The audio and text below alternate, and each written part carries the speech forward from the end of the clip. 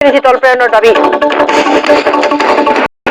বৃদ্ধি জাপানিজ এনকেফেলাইটিছত মৃত্যু হোৱা লোকৰ সংখ্যা চিকিৎসাধীন শতাধিক চাহ বাগিচা অঞ্চলত সজাগতা অনুষ্ঠান চৰকাৰৰ বিফলতাৰ অভিযোগেৰে প্ৰতিবাদ আচুৰ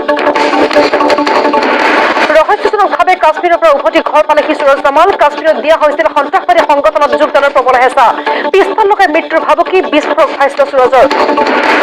ৰাহুল গান্ধীয়ে পদত্যাগৰ সিদ্ধান্ত উভতাই লওক অন্যথা আত্মহত্যা কৰিম দিল্লীত দলীয় কাৰ্যালয়ৰ চৌহদত কংগ্ৰেছ কৰ্মীৰ আত্মহৰণৰ চেষ্টা তুষাবলৈ ৰাজনীতি আখ্যা বিৰোধীৰ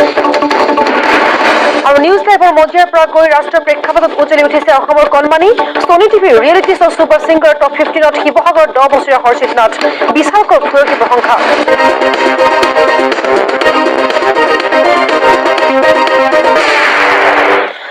নমস্কাৰ সুপাৰ প্ৰাইম টাইমলৈ স্বাগতম ষ্টুডিঅ'ত মই মঞ্জুশ্ৰী কলিতা অসমৰ কয়লা সিন্ডিকেট প্ৰসংগ পালেগৈ লোকসভাৰ মজিয়া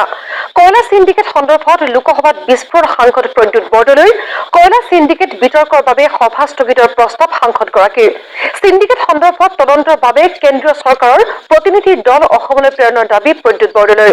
ইফালে সিন্ডিকেটৰ দুয়োটাক কাকো ৰেহাই দিয়া নহ'ব বুলি ঘোষণা মুখ্যমন্ত্ৰী সৰ্বানন্দ সোণোৱালৰ এইটোৰ এটা জ্বলন্ত উদাহৰণ হৈছে মাৰ্ঘেৰিটা সমষ্টি আৰু ইয়াত প্ৰত্যক্ষভাৱে জড়িত আছে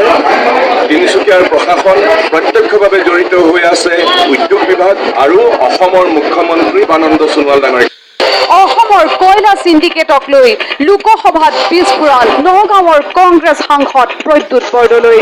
তিনিচুকীয়াৰ সংৰক্ষিত বনাঞ্চলত অবৈধভাৱে চলি আছে কয়লা খনন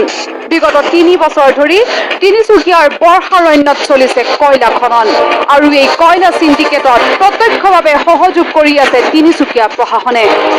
কেৱল এয়াই নহয় কয়লা সিন্ডিকেটৰ এক বৃহৎ অংকৰ ধন NSCN-IM আৰু খাপলাঙে লাভ কৰে বুলিও লোকসভাত বিস্ফোৰণ প্ৰদ্যুৎ বৰদলৈ For